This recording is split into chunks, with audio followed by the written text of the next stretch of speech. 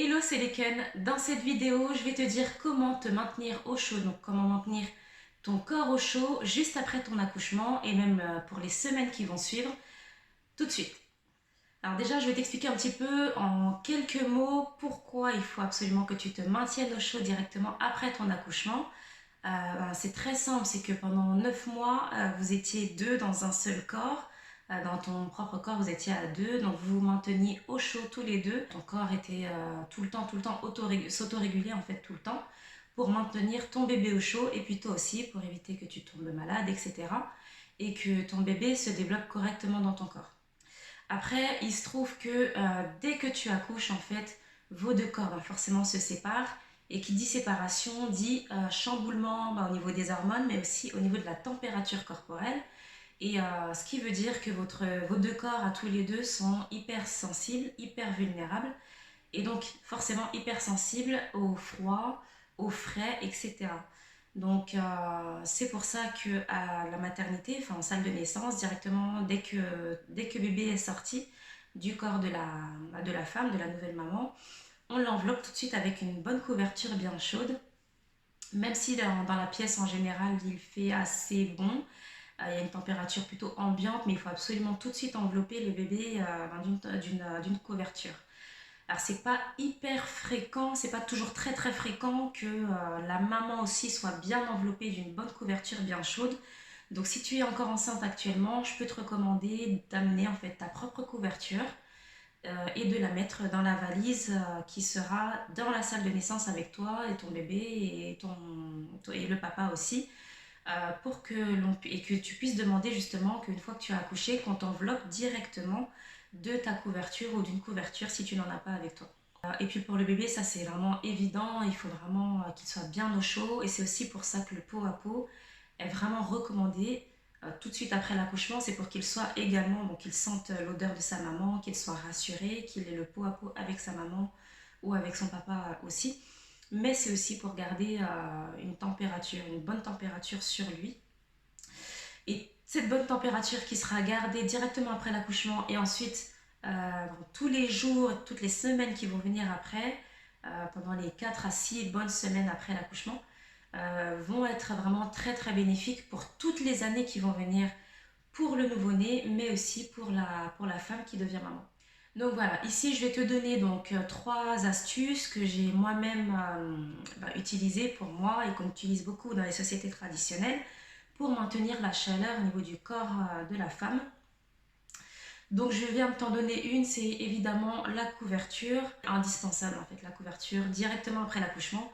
Si tu as déjà accouché, c'est pas grave du tout, profite là maintenant, dès tout de suite, de te réchauffer, tu te mets un bon pyjama ou je sais pas quoi sur toi, tu te couvres avec une bonne couverture, avec ton bébé à l'intérieur, vous aurez tous les deux chaud et ce sera vraiment bien pour toi. Alors effectivement, s'il fait chaud dehors, s'il y a des grosses températures, ne va pas non plus t'étouffer. Regarde en fonction de la température qu'il fait à l'extérieur, si tu as un gros 35-40 degrés, vois par rapport à ça. Ensuite, la deuxième solution que je te propose, la deuxième astuce, ça va être de prendre des boissons chaudes. Donc si tu es encore à la maternité, tu peux demander tous les jours au quotidien de l'eau chaude directement avec des petits sachets de thé. Évite fortement tout ce qui est à base de théine, avec de la théine, parce que ça va te favoriser ton anémie. Pendant la grossesse, en fin de grossesse, souvent les femmes vont être anémiées. Après la grossesse, encore pendant 4 bonnes semaines, il y a l'anémie qui court un petit peu pour certaines femmes. Donc évite tout ce qui est à base de théine, d'autant plus si tu allaites. Vaut mieux l'éviter, mais tout ce qui est boisson chaude, s'il n'y a pas de théine, s'il n'y a pas de caféine à l'intérieur, c'est très bien. Donc ça va être boisson chaude, peu importe lesquelles, ça peut être tout juste de l'eau chaude si tu supportes l'eau chaude.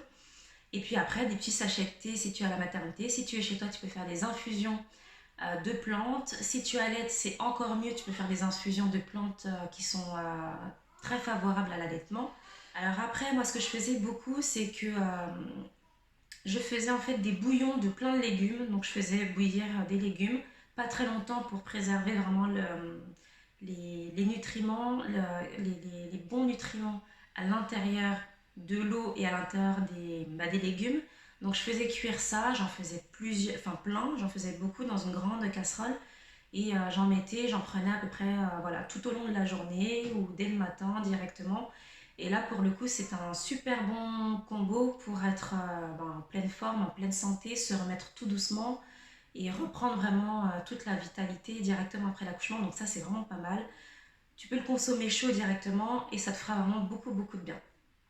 Alors je sais que souvent, on va préconiser de boire de l'eau chaude ou de l'eau tiède citronnée, donc avec un peu de citron pressé à l'intérieur dès le matin. Si tu allaites, voilà, c'est pas top pour l'estomac de ton petit. Donc vaut mieux prendre autre chose, des boissons chaudes qui sont autres pour l'instant, pendant ton allaitement, pour éviter de lui abîmer un petit peu son estomac, pour éviter qu'il ait un petit peu mal, parce que c'est quand même pas mal acide. Enfin, c'est pas forcément top pour lui. Donc après, si tu n'allaites pas, voilà, tu peux très bien prendre de l'eau citronnée sans aucun problème. Au contraire, ça va te rebooster dès le matin, mais si tu allaites, voilà, essaie de voir d'autres boissons chaudes.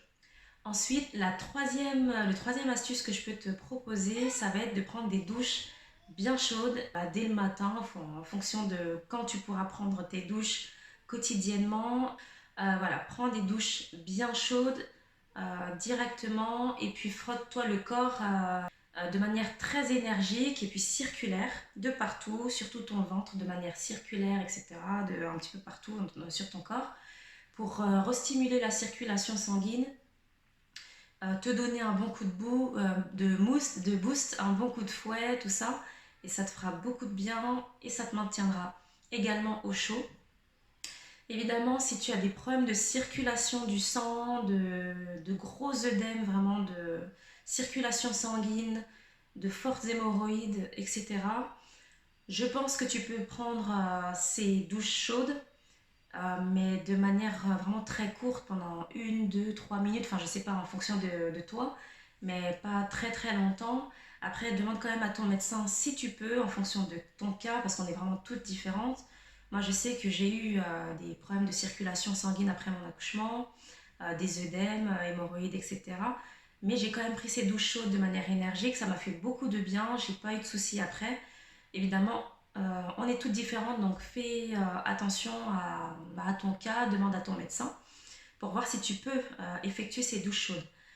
Bannis complètement tout ce qui est bain directement après ton accouchement et ce pendant 4 voire même 6 bonnes semaines après ton accouchement. Les bains ne sont pas recommandés parce que la plaie vaginale et la plaie utérine, les deux ne sont pas fermés, ne sont pas cicatrisés. Donc les bains, les piscines, tout ça, voilà, les bains comme ça ne sont pas du tout recommandés. Mais ce qui va être favorable à une bonne cicatrisation utérine et vaginale vont être des bains de vapeur. Alors maintenant, en petit bonus, je vais te donner 3 aliments qui sont vraiment très favorables à un anti-refroidissement.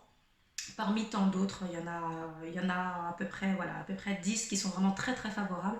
Moi ici, je vais t'en donner 3 qui sont vraiment très bons pour l'anti-refroidissement, mais aussi pour plein d'autres choses. Donc je les ai choisis parce qu'ils sont vraiment hyper bons pour ça.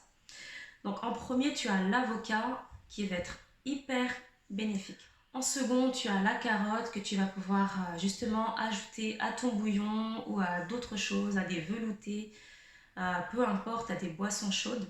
Et ensuite, tu as le gingembre que tu vas pouvoir prendre en infusion justement pour tes boissons chaudes, auquel tu pourras ajouter de l'ail qui va être très bénéfique, le gingembre et l'ail. De temps en temps, tu pourras rajouter un tout petit peu un petit zeste de citron.